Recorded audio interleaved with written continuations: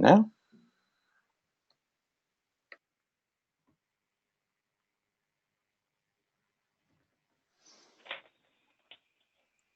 Okay, good evening and welcome to the BCS Learning Development Specialist Group. My name's Kevin Streeter, I'm the chair of the specialist group. And tonight we've got a second in our series of 3 webinars that we're doing through the winter season. And it's on workforce credentialing. Is it just about collecting digital badges? So I hope you enjoy the session this evening. First of all, just want to welcome everyone who's joined us for this webinar tonight.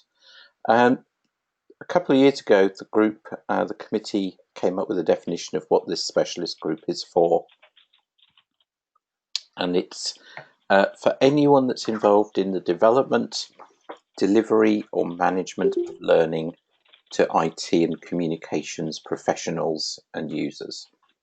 So hopefully you can find your own perspective and your own interests represented in that description somewhere. So as I just said, my name is Kevin Streeter. I'm Vice President of Fordrock University, the training part of Fordrock. And my co-presenter this evening is Sue Martin. So Sue, if you'd just like to say a few words about who and what you do. Yeah, okay. Thank you very much, Kevin. And hello, everybody. It's lovely to be taking part in this webinar. And yes, what do I do? I've been in the certification world for several decades now. And I help organizations really across Europe to really understand better their strategies for certification, credentialing, learning, assessment, and obviously digital badging, and workforce credentialing is a large part of that. Would you like me to carry on then, Kevin? Yes, please, Sue. So we're going to have, Sue's going to do the introduction and then I'm going to talk to a case study a little bit later on. So thank you very much, Sue, and I will just click through the slides for you. Oh, first of all, our poll. Hopefully everyone's got this link in the chat room. If you could just keep adding any certifications that you've got. Yeah, we've got quite a few coming through. While Sue's talking, I'm going to collect the Wordle and show you what results we've got. I've got quite a few coming through now. This is one that we created last time we ran the presentation, so it's going to be interesting to see what we get tonight. So, Sue, over to you. Thank you, Kevin. So, as I said before, thank you everybody for joining us. I hope this will be a fairly interactive session, particularly being the evening and particularly us vying competitively with the news tonight. I hope that we'll manage to have a good discussion around digital workforce credentialing. And one of the things that is very close to my heart, and I know to Kevin's heart, is how helpful are credentials and where do they really fit in today's world. So particularly in the last 2 to 3 years, we've heard a lot about digital credentialing and badging. We've seen all sorts of things from your Fitbit, you know, you've received the hiking award of the day, to, you know, sort of the Boy Scout badging kind of things, getting badges for everything within the digital world. But we've also seen digital badges used for credentials.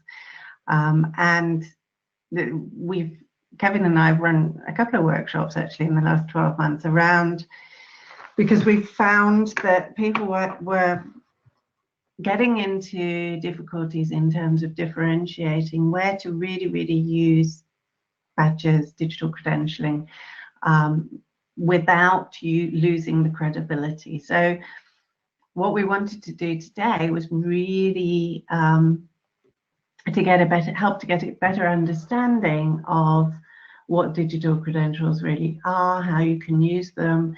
Going to go through some use cases. Kevin's going to share his experiences at Ford Rock University and how they've basically set up digital credentialing and what to look out for, what to avoid. But we wanted to start off with, really how helpful are credentials? I've heard quotes in my former life as global certification manager at SAP from, top executives saying credentials, who needs credentials? I know who's going to be good for this job. I know who went to this school or got this, I get a recommendation from. So is that really still the leading benchmark nowadays, or has the need for credentials and digital transparent credentials grown as the challenges, particularly within our IT world, have also grown? And this is an interesting, the global skills study. I mean, there are so many studies out there in terms of, particularly in Europe, our skills gap in terms of IT skills. We all know it's a big gap. That how big the gap is varies from research to research, but we all know it's a big gap. And this particular piece of research, talks about 51% of industry executives find it difficult to recruit appropriately skilled workers in local labour markets, and they cite that as the greatest challenge. And 71% of corporate recruiters indicated that they just cannot find applicants with the sufficient practical experience. And so, all of these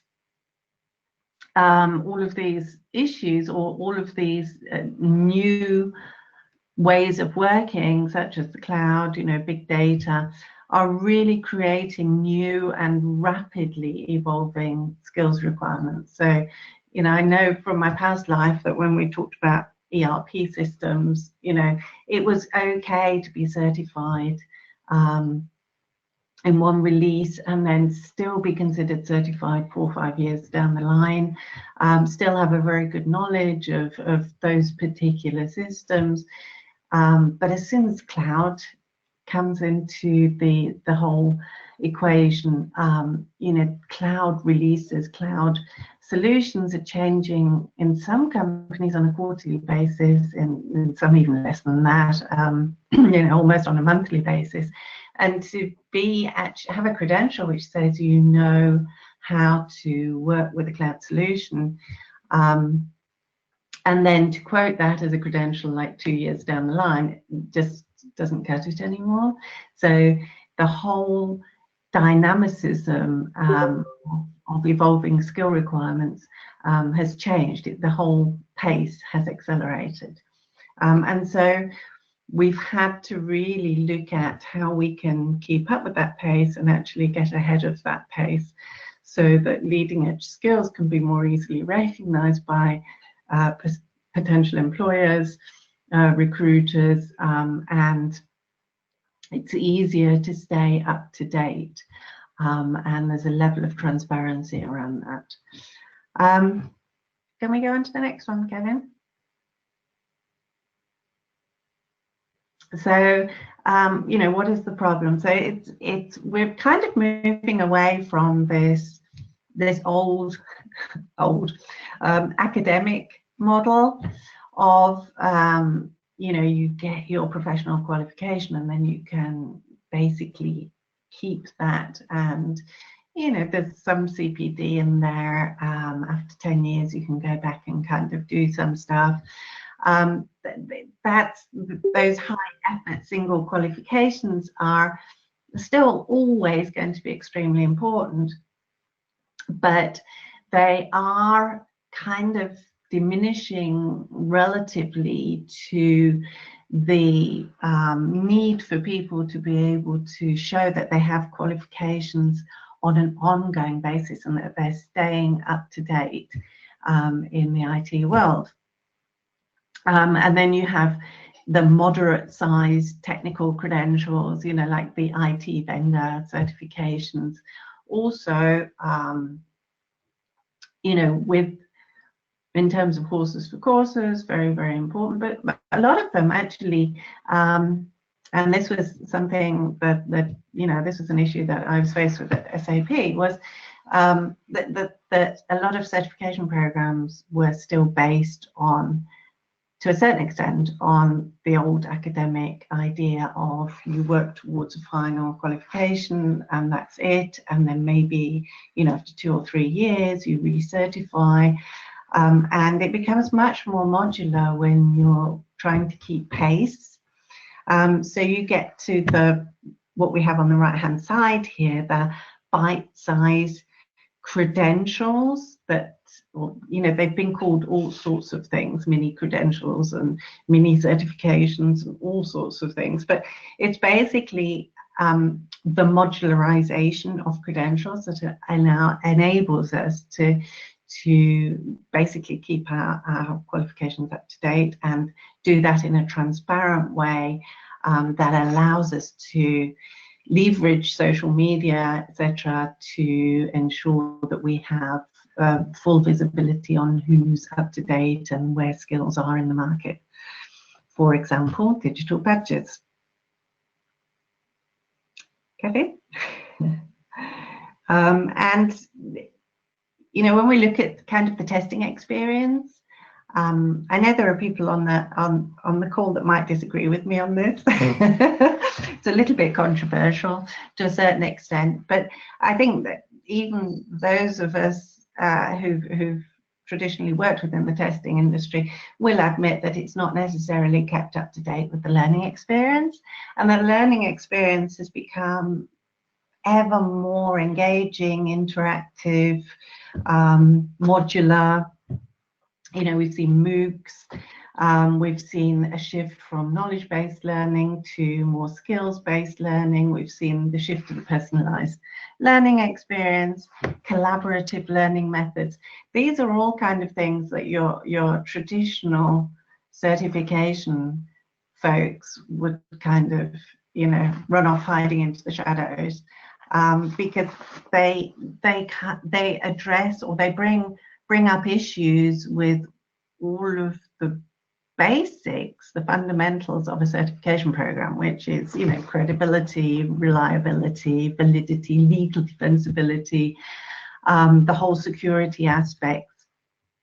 And so the gap has grown to a certain extent, and you know, digital credentialing badging is not, you know, the answer to everybody's prayer, but I do see that it actually helps us to bring these two worlds together in a much more coherent way, and a much more transparent way that allows us to, you know, maintain some of the credibility, the security, the validity. And I think it's really, really important to ensure, on the other hand as well, that that those principles, those fundamentals, are really not compromised when you move over to digital badging. The digital badging will only be as good as the fundamentals that are behind it, but you have more flexibility to be able to bring those two worlds together in a much more transparent way. So why are they important? We looked a little bit at, you know, who actually profits from them. So we spoke about obviously more transparency for those seeking work and those seeking the necessary IT skills. The introduction of micro-credentials, staying in, you know, we've talked about staying up to date, but it also, it means that it helps to bring a person's expertise, and helps them to also be master or mistress of their own learning experience and credentialing experience to a much greater extent. So It's a common currency. It's one consistent format. There are frameworks around badging that have been incredibly important in terms of ensuring that there is transparency and there are standards across badging. It's demand-led, so employers can actually set the skills and the character and the features set that they want to actually have. It's responsive, so it can be used to a certain extent for formative assessment to drive people along a particular career path or learning path as well. It's agnostic, so it can be used to recognize your classic certification exam, but it can also be used as part of almost what we would have traditionally called a portfolio assessment in terms of customer testimonials or practical experience, lab tests, that sort of thing, to bring it into a more comprehensive idea of that particular individual skill set. It's a lot more agile, so standards can be constantly reviewed and updated, so it can keep moving as the market changes. And it's a trusted. This is something that we really need to keep a very, very close eye on. That digital credentialing is obviously only as valuable as it is seen, as it's considered as a benchmark for making smart decisions. So as with any certification program, if it's not a good solid basis for an employment decision, engagement decision, that sort of thing, it's not a trusted medium.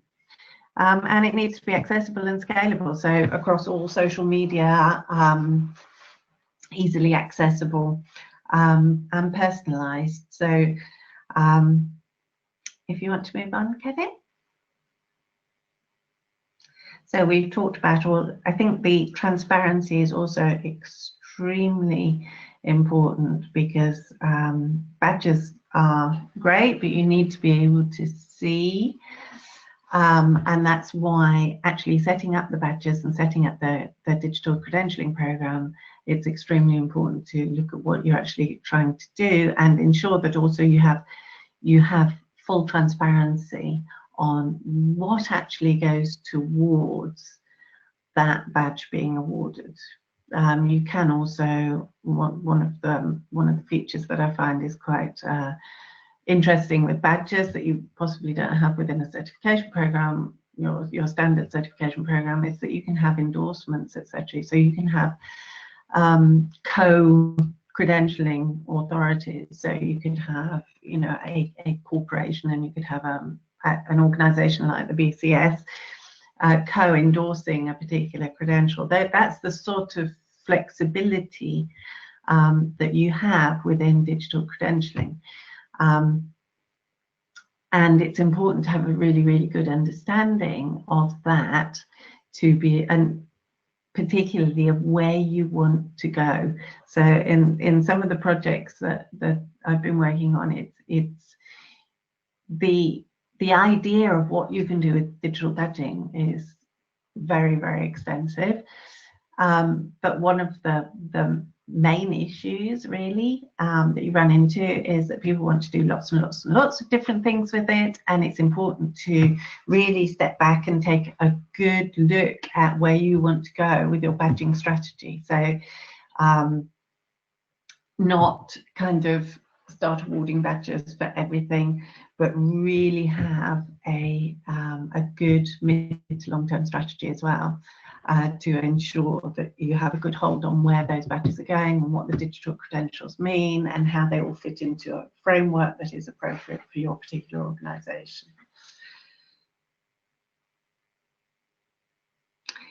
Are there any questions before I move on to just talking about what IBM has done? Any questions from the audience before that? No? Good. Okay. There's, if you are on mute and you want to put any questions into the chat box, I'm hopeful that we will have quite a bit of time for questions at the end as well, so we can go into a little bit more detail on anything. I just wanted to share with you. I think this is probably the most well-known, celebrated digital credentialing exercise that we've seen so far.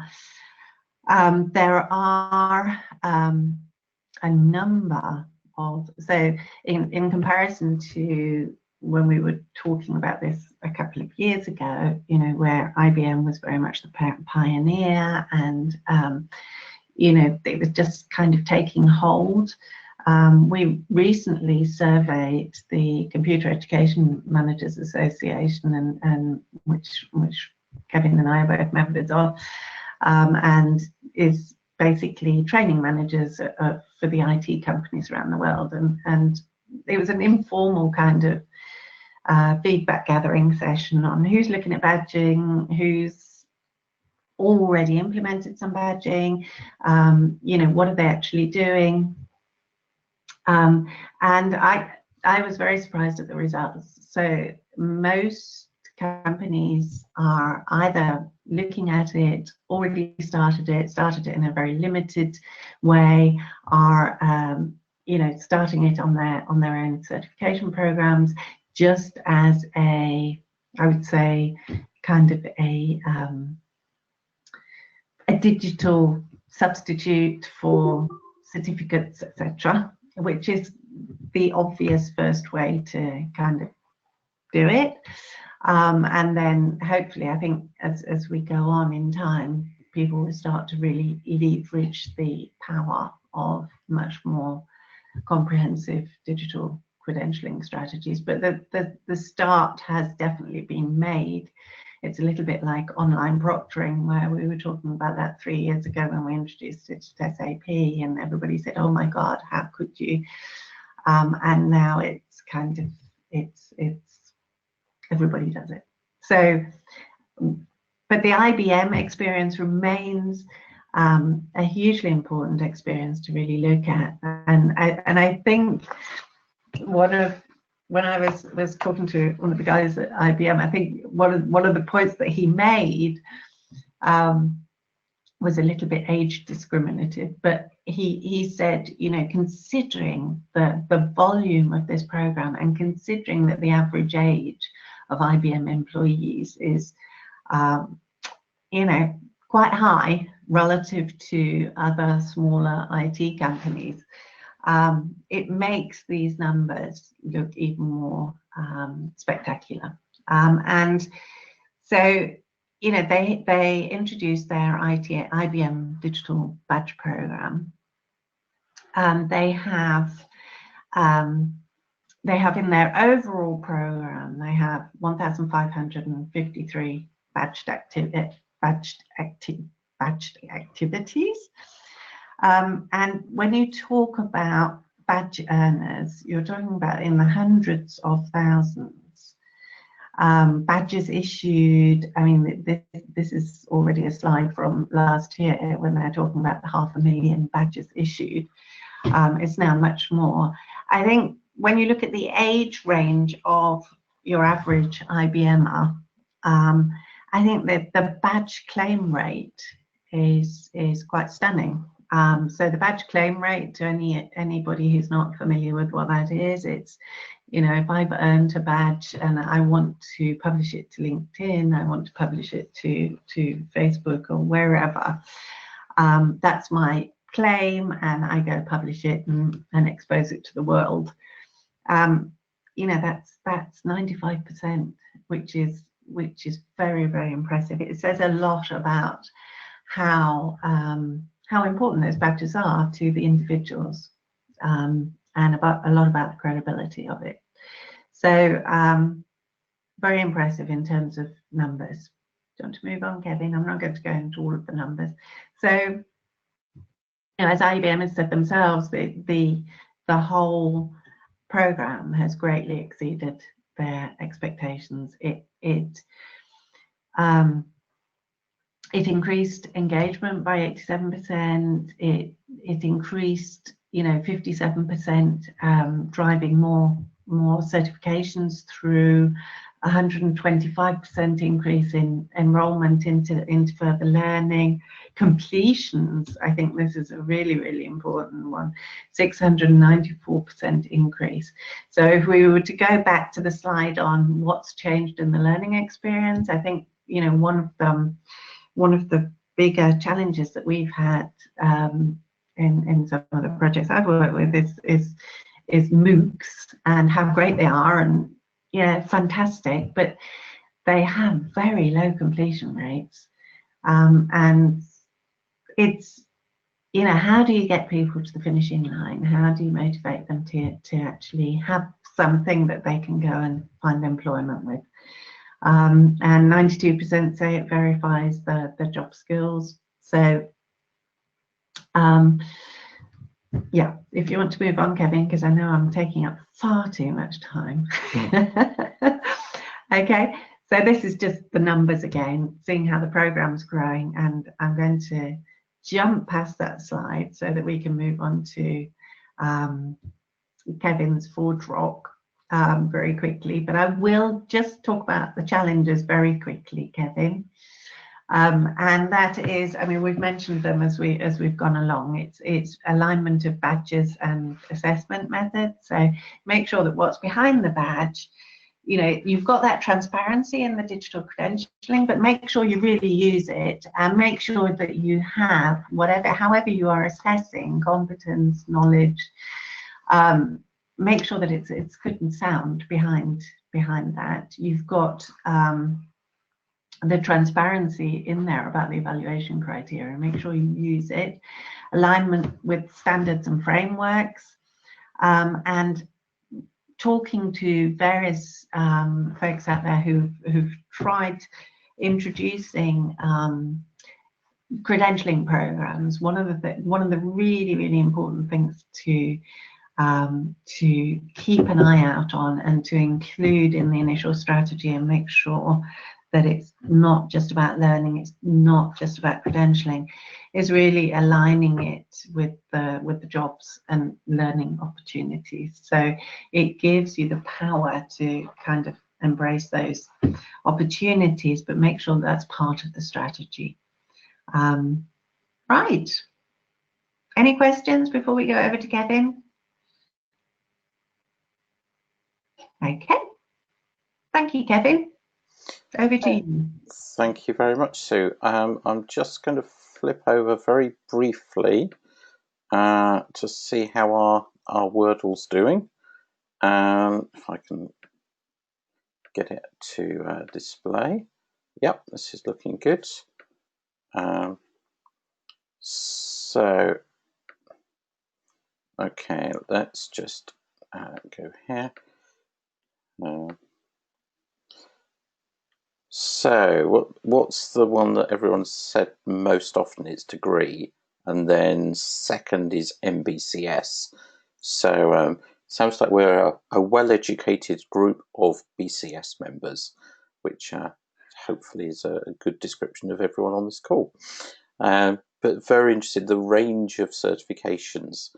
So we've got end user with ITQ, chartered IT professional, fellow BCS, we've got PhDs, we've got MOS and MCAS. So you can see a wide range of certifications, and certifications are important, and recognition is important for all of us. So if you haven't typed your ones in, then please add them to this list, and we'll capture this and save it in the presentation at the end of the session. Okay, so what I want to switch over to now is a case study. Was it October 2017? The specialist group ran a workshop jointly with SEDMA on digital credentialing. And one of the things that came out of that for me was, well, how do I actually take this and put it into practice within my own organisation? And so what I'm going to go through is just how do you actually build a digital credentialing solution in an organisation where there was nothing in place already? So the first thing is to really understand the elements in a digital credentialing environment. You've got somebody who acts as the issuer, which is an education provider. It could be an after-school class, a website, any form of organisation acts as an issuer. They issue badges to a recipient. The recipient can then just demonstrate their badge through a number of means. So that could be Facebook, it could be LinkedIn, it could be email, it could be any means digitally to display their badge. That can then be used for the right-hand side, the consumers, anyone who's interested in the credentials that that person holds. Now, if you think of somebody like an employer, they may want to validate that that credential is actually something that's been issued by a respected issuer, and that that recipient still holds a badge that is valid, and wants to know more about what does that badge actually stand for. And one of the nice things about digital badging environments is that the consumers can trace back to the issuer to see what was this badge issued for, when was it issued, does it expire, is this person effectively still in good standing? Something that you just cannot replicate with paper-based or static PDF certificates that you traditionally get at the end of a class. So it's important to understand this. So I wanted to turn my organisation into a badge issuing organisation. So there's 5 stages that we went through. When we started this, when we had the workshop at the end of 2017, I had no idea. And I actually found it very hard to find reference material about how to go about building a badge environment. So hence why I sort of put this presentation together. The first stage is you've actually got to design a badge hierarchy. What do your badges stand for? How do they mean something? Are there categories of badges? And exactly as Sue's been saying, probably the leader in this field is IBM. And one of the presentations that I attended from IBM was about their badging program and how they structured their badging framework. And they had 5 levels of badges. They had a knowledge badge, a skills badge, proficiency, certified badge. Then they had professional certifications, and then they had at the end of it a contributor. And I thought, actually, anyone in the learning world should recognise that this largely comes from Bloom's taxonomy.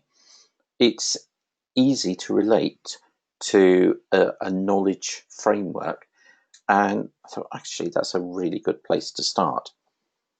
So IBM had knowledge, skills, proficiency, certified, and general.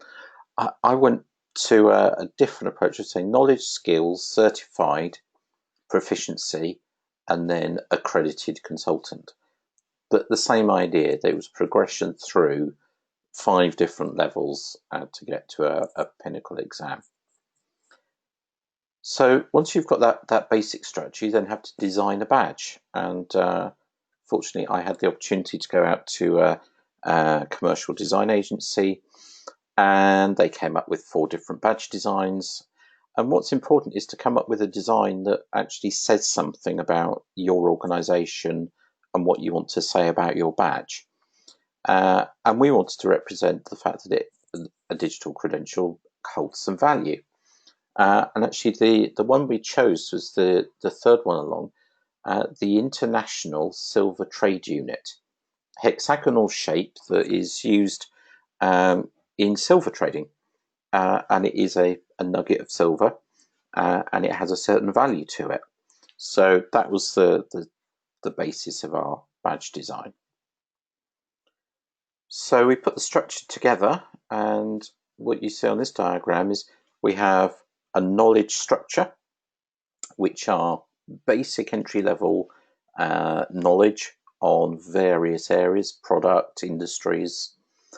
Then skills I've taken to mean moving up to level 2 in Bloom's, level 2/3, which is traditional classroom, instructor-led training, where the skills badges say that, yep, you've actually done more than gain some knowledge. You've gained some knowledge and you've been able to apply it and show that you can complete a classroom lab.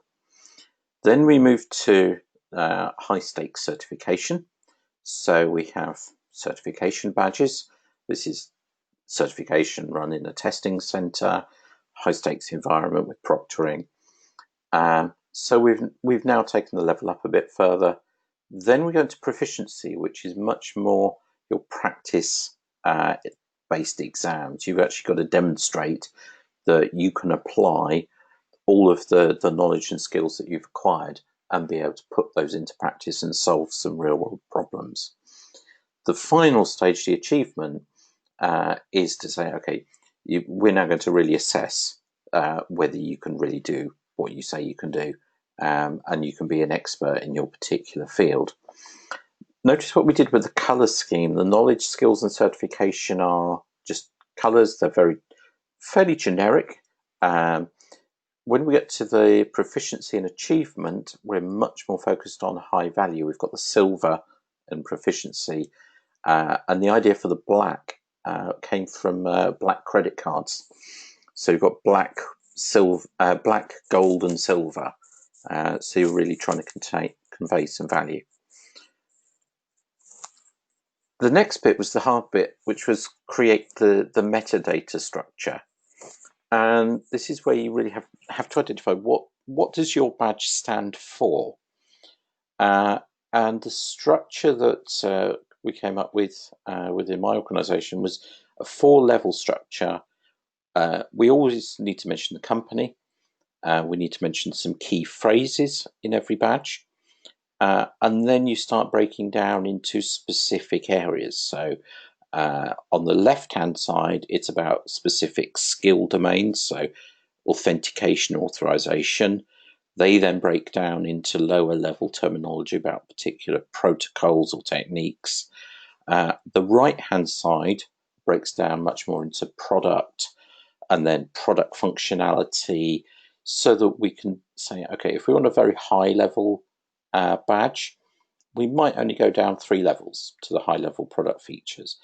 If we want a very specific, maybe a certification exam, we'll go down to the low level terminology. And the badge descriptor will actually contain all of this. Getting this structure right really does take some time and some thought, because you don't want too many skills, because then the badge becomes hard to understand. You also don't want too few, so that your badge doesn't really represent anything unique. Stage 4, you then need to start creating badge templates. So you have to choose a platform. We surveyed the market, went to a number of different providers, and eventually selected the Acclaim platform that was part of Pearson at the time, and is now part of has been acquired by Credly. So this is what our badge looks like in the Acclaim platform. So we have the badge logo. We have a description of, okay, earners of this badge have received a high-level overview of one of our products. It's been issued by ForgeRock. It was created on the 10th of April 2018, and here are the specific skills represented. So obviously we've got the top level one with ForgeRock as a company, digital identity, which is something that goes in every badge, and we've started to go down to the high level descriptors. So this is now something that represents an achievement by an individual through the attendance on a training course, a knowledge-based course. So each badge template, we've got to have the name, what the learner has had to do to achieve the badge, the skills the learner has demonstrated, and who is endorsing those skills, and also whether there's any time constraint on the validity of the badge. The final stage is then upload historical data. When you start issuing badges, I had nearly 8 years worth of data. You have to make some decisions about how far back in history do you go? Who do you want to recognise as having current competency? And that's where the decision to choose certain cut-off points for the historical data. In ForgeRock's case, I took everyone who's been on a current version of a course, but didn't issue badges to previous versions. Once that's been running for a while, we could then introduce the idea of versioning, so that we might have product version in the badge descriptions, but it's a new program, so we don't need to do that at the moment. And then you have to tell everybody about it. And the most important thing was, on the right-hand side is an email that we sent to everyone that was about to receive a digital badge from us.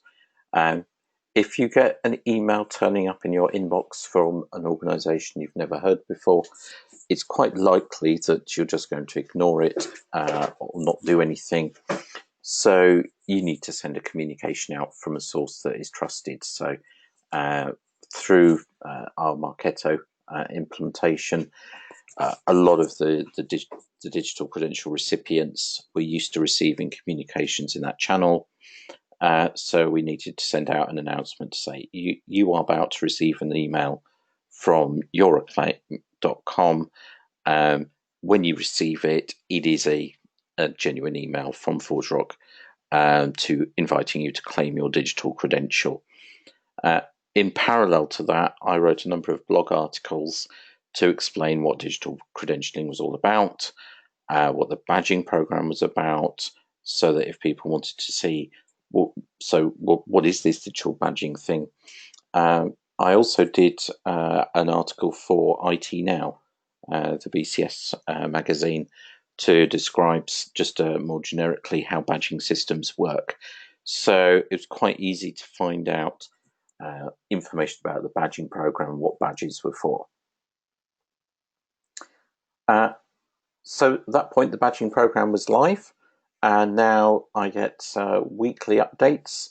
And so each week we're building up the numbers of badges issued and the badges accepted.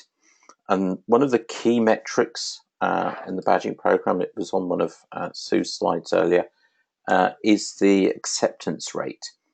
And we found over the 7 months the program's been running that we've moved from a 38 to 40% acceptance rate. October time, when I took this snapshot, we were in 61. Last week we'd got up to 78% acceptance rate. And what seems to be driving that is the sooner after the end of the learning event that you can issue the badge, the more likely it is to be accepted. So people are looking for immediate feedback, recognition, so they can then promote the fact that they have new skills. We can also see where people have been posting the fact that they now have a digital credential. And this was just a weekly snapshot, but it's pretty consistent over the 7 months. The community of learners that I have, nearly everyone posts it to LinkedIn and puts it on their LinkedIn newsfeed. So it's on their profile, it's on their newsfeed. Almost nothing else is used. Now, if it was a different type of organisation, you might see that profile be much more around email or Facebook or Twitter. But for my community, it's on LinkedIn. And what that allows you to do, this was fairly soon after the launch of the program, immediately it's giving visibility to the credentialing program. These are all people who have previously had paper-based credentials or PDF credentials from us that weren't able to say that they've got this particular skill. As you can see, you can go into LinkedIn and a number of people are posting straight away. They've achieved certifications, they've attended courses and demonstrated certain skills, and it's made a very active social community of learners, which is a really positive outcome of the badging program. So what did we actually do? If you look really, what our achievement was to take a credentialing program that really was 2 certifications and 4 accreditations. We had 6 elements where we would assess somebody and give them some form of credential that they could then use and file and share with their employers. We've taken that to, I think the first issue was 19 different credentials. So we've not made it too big, we've not made it too small, it's just a comfortable size for the type of curriculum that I have in my organisation. And that gives it gives us the potential to recognise a lot of additional learning that people have done. So 6 credentials now to this broader program. So the final piece on this is what did we do with the credentialing? Well, we created a thing called the 4-Drop Partner Academy. Partners, integrators like Accenture and Deloitte and PwC are very important to the organisation. We needed to incent them to go through our learning paths, and that was quite hard to do.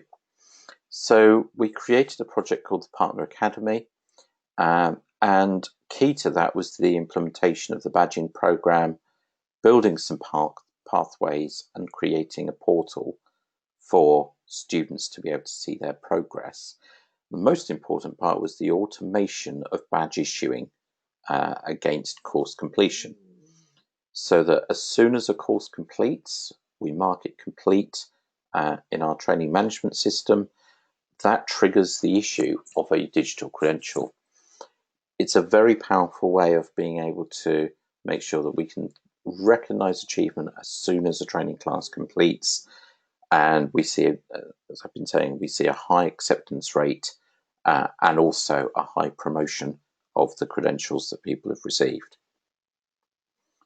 So we started with 2 core learning pathways that we wanted to build, turned it into our Partner Academy, where when you log in, you get 2 simple choices. Do you want to do access management learning path or the identity management learning path? Very straightforward. That then takes you into a series of badge activities that you can undertake. And it's very visual, and as you can see, it's using the badges in effect to gamify the learning program. It incents people to make progress through their particular learning path. But what's more important is, okay, you start the first course, you do the first step, and when you've completed the step, the badge goes from grayed out to filled in, and when you've accepted the badge, you get a green tick to say you've completed that learning activity, and it opens up the next level. And as you can see, that's currently filled with 6 empty boxes that you can now start working your way through the next stage. So it's promoting continual lifelong learning through a whole series of learning activities rather than just doing one class, attaining a certificate and moving away again. Key to all of this was just API-based integration. We automated everything between Administrate, which is our training management system, Backstage, which is our customer portal, Acclaim as the digital badging platform, and it gives a complete flow so that it's totally hands-off. A student can register themselves through Backstage, attend the class, which is provisioned through Administrate. When they complete the class, it detects that student, whether that student has attended sufficient sessions or done sufficient completion of their LMS online course. That's reported back to a claim and the badge is issued. And so it's a system that just keeps powering itself. And it really has driven up adoption of learning and adoption of digital credentials very strongly. So we just use the data that we've got in our training management system. Once the student's achieved a pass, that's the trigger to issue a digital credential. And this is an automated credential that's been issued, and it's currently pending the learner accepting that credential and promoting it. So we just have completed the class. And this slide, this is their attendance record. The attendance has been completed and the badge then gets issued. So what did we learn? That, well, you can expand your range of credentials relatively easily. It is a major change program, and you do have to dedicate some resource to it. We certainly found that our digital credentialing partner was very key to getting the program working. We've had to take a lot of attention to GDPR and privacy requirements because we're dealing with personal information. Results of exams, etc., are very important to keep those confidential. But the project has shown that we can take certification and turn it into a much broader, more engaging credentialing program. But you have to get the structures right at the beginning, because once you've released the program, you really can't go back and change anything.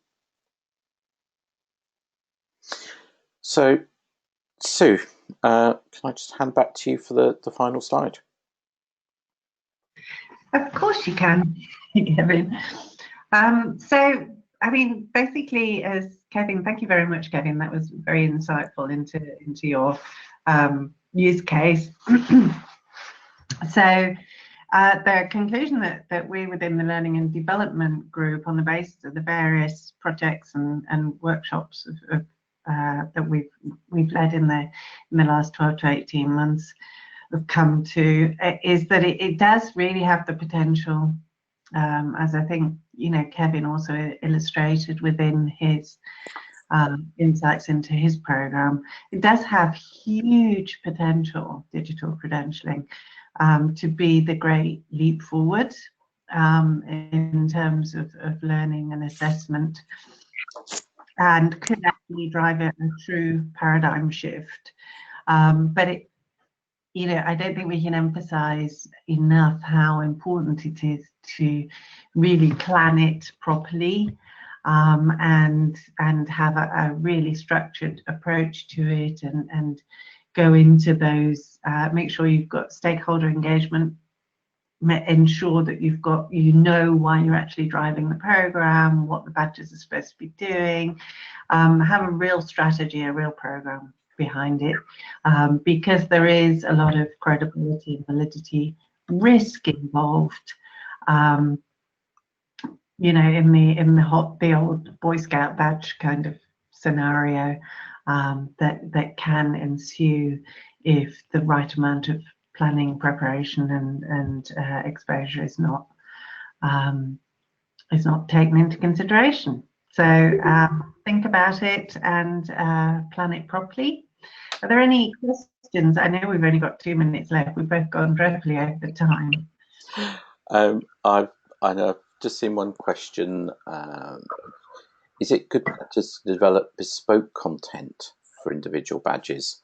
I would say you can recognize, with a digital credential, you can really recognize anything that you would like to recognize. It comes back to the taxonomy and the structure of the badge hierarchy. If you think it's a skill or a set of skills that would that are recognisable, that others would want to see, then it's worthy of creating a badge for it, whether it's specific content. So a few months ago, we ran a very specific hackathon. We created a badge for that custom content. But it's also very applicable for generic content. So really, once you've got a badging structure in place, then you can put together, you can use it for either very broad generic skills recognition, or you can use it for very specific skills recognition. So is there anything you want to add to that?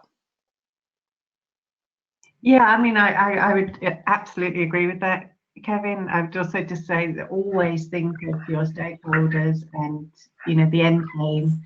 So at the end of the day, the value of a credentialing program is not only in terms of how the individual punters kind of see it, but also in terms of how I, as a potential employer or recruiter, for example, would, you know, if I'm faced with a jungle of different badges and credentials and that sort of thing, I'm going to have less patience to really want to go. The recognition value of something is still going to hold truer to me in terms of the value. So just bear the end game in mind in terms of recognition, value, etc. Yeah. And credibility. I'll just Ken, you'd like to say a couple of things. Just to go to Sue's point about currency and things of that nature, one of the nice things that you can do with digital badging is you can actually put a time limit on them. So to get over the issue of making sure that people do keep up to date, you can set badges so that if somebody doesn't re-engage and keep their skills up to date, then the badge disappears, which is quite nice. And you've mentioned Acclaim and Credly. People don't have to go to the States. That organization is represented, and it was on one of Sue's slides. So Digital Me in the UK can help people here, and they work with Credly and with Acclaim as well. So, you know, there's a good opportunity, and certainly I've come away from a meeting today where to enhance a standard UK qualification, the people want to add in the badging so that they can provide, you know, extra and specialist bits for companies. So thank you both very much, because you know, what you've been pointing out and talking about here has certainly shown the wealth of things that can be done. Great, thank you. Any other questions? I know we're just slightly over our time, but any final questions from anyone? Okay. Well, just like to say thank you to Sue for joining me and presenting. Thank you to everyone for joining. I hope you found that a useful, informative session. We will be posting the recording and the slides on the BCS Learning Development Specialist Group website, and I'll also be posting the Wordle that we created during the session. So thank you, and if you're not a member of the group, then please sign up through the BCS website, and look forward to seeing everyone again at our next session, the end of February. Thank you very much, everyone. Thank you. That's really good. Thanks. Bye. Thank you. Cheers. Bye. Thank you.